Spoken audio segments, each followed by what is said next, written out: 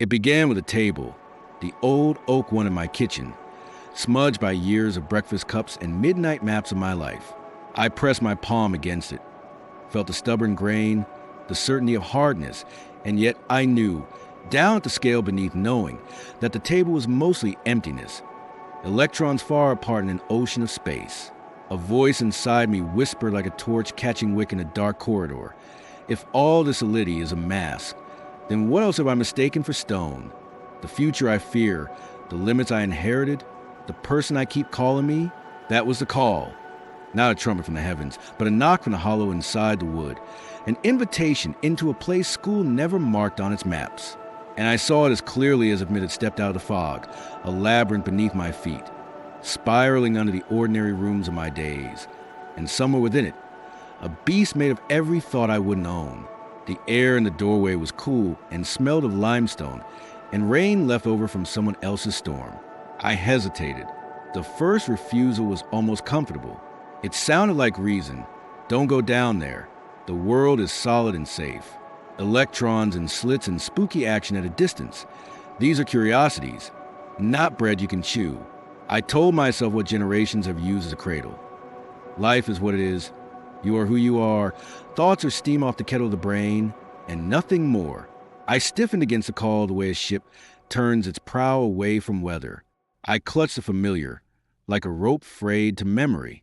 But the rope kept burning my hands because the familiar had become a cage with bars disguised as facts. The turning point came when I realized the bars were ideas I never chose. I had been living inside someone else's measurement, like an electron collapsing to a slit I never aimed for. I needed a thread, something I could carry into the dark and back again. Ariadne does not always arrive as a princess. Sometimes she is a notebook and a pen, the decision to observe without flinching.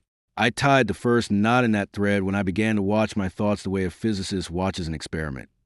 Not to judge them, but to see if looking changed them. And it did. The moment I crossed the threshold, the labyrinth woke. The stone walls hummed like the inside of a seashell, bearing the rumor that everything is in motion even when it looks still. I felt myself in superposition, both brave and terrified, both skeptic and pilgrim, until I chose which self to feed. The corridors bent like potential futures, each turn a different collapse of the wave. I walked like Theseus under a city that didn't know it was standing on an ache. The first trial greeted me with echoes, the observer effect carved into the walls in letters made of light.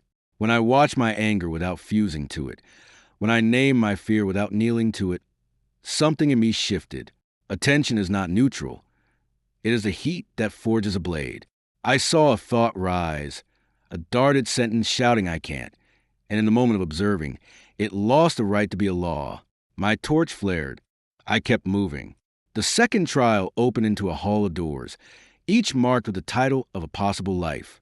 Superposition became a bodily feeling. I could almost taste the brass of different keys on my tongue, each leading to a future in which I had either spoken a hard truth or swallowed it, taken a risk or stayed, loved or lied. I rehearsed with a specificity that made my muscles anticipate the future like a swimmer tasting chlorine. Before the pool, what I rehearsed, I approached. What I approached, I became. In the third trial, the walls turned inside out and revealed their wires. Neuroplasticity sang like thousands of strings tightening to a new tuning. Every repetition laid down a path. Neurons that fired together paved the labyrinth of my next day. I saw how I had built corridors with casual despair, how each cynical line in my script had hardened into stone. But I also felt the scalpels of practice, honest affirmations that fit the bone of my life. One action a day in service of the goal, 1 inch of territory regained from the Minotaur, and the stone began to soften under the insistence of new footsteps. Intention rose as a fourth trial, a chamber of mirrors where belief was not a wish but a stance of the body. The placebo isn't a trick. It is a ritual by which the mind tells the flesh what game they are actually playing. When I set my morning intention, the tone of feeling I would host, the 2 tasks I would finish, the way I would answer an old insult with a new dignity, the labyrinth shifted to accommodate. The reticular activating system, that quiet sentinel at the gate of attention, started letting in what matched my vow. Doors appeared where yesterday there were only walls. In the 5th trial, I stood on a balcony cut into the rock and saw far beyond my own path, entanglement rendering the distance between lives thinner than breath. We are not islands. We are waves sharing the same water. I felt how my mood braided with the rooms, how two heartbeats in proximity began to rhyme, how a mother can wake a second before a child cries because some ancient string hums between them. The web was not metaphor. It reached through history to the moment everything was one point. In that view, my thoughts were not trapped in my skull. They were invitations to a larger field that answered with echoes and opportunities, with help were in the face of a stranger. But the labyrinth saved its deepest lesson for where it always does. The center, the abysm, waited like a pulse I had been avoiding. There, the Minotaur paced, a creature whose breath smelled of old promises broken to myself. When I stepped into a circle, all the clever talk dropped out of me. He charged with the weight of my oldest stories. You are fixed. You are fraud. You are too late. Each horn was a point of view that had wounded me often enough to feel like truth.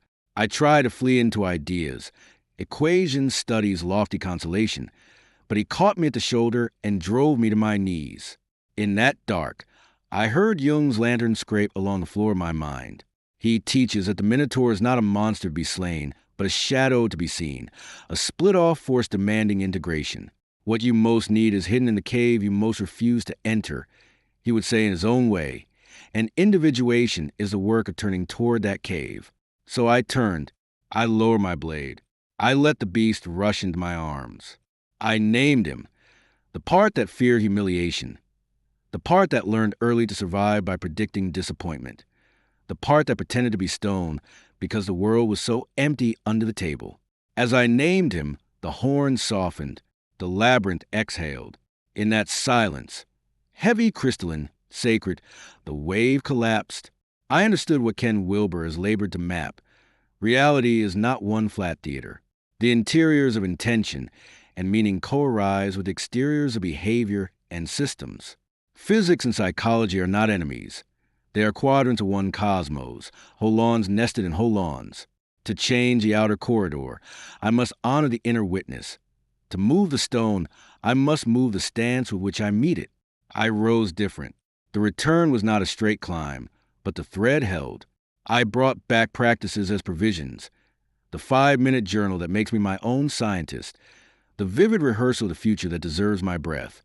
The honest repetition that builds neural roads where only brambles stood. The morning intention set like sails to catch the wind I can't command. The evening gratitude that tunes my heart to the music already playing. When I reemerged, day broke over the Aegean of my life. The city looked the same, but the angles of light had changed. Friends could not at first name what had shifted, but they felt in the room. My attention like a steady flame that didn't scorch, my choices less like panic grabs and more like clear collapses of possibility into deed. I do not claim that thoughts throw planets off course. I say, humbly and with the gravity of the labyrinth still in my bones, that consciousness shapes the corridor it walks. Every observation is a chisel, every intention a compass, every act a thread thrown forward into the dark so that another can follow. In the market, at the desk, at the bedside of someone I love, I remember that the table is mostly space and the heart is mostly courage. And those two emptinesses meet to make a world. The lesson returns each morning with the red thread in my hand. I am both the watcher and the wanderer. What I observe changes what I touch. What I intend changes what I seek. What I repeat changes who I become. And when I meet eyes with another traveler, our paths hum together for a moment, as if remembering we were once entangled in a point so small it had no inside or outside. This is not magic.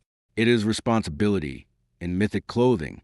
Felipe Brando's reflection rings like a bell at the mouth of the labyrinth. Change your perspective. Change your life. And I carry its tone with me because it is the simplest way to say what the Minotaur taught when I finally listened. The maze is made of meanings, and meanings can move. I return not to brag of the beast, but to offer the thread, to credit the teachers. Jung drawing maps of the shadow. Wilbur reminded me to include the whole, and step back into the world as both participant and witness, a conscious node in a web alive with possibilities, ready each day to choose which one will become the path beneath my feet.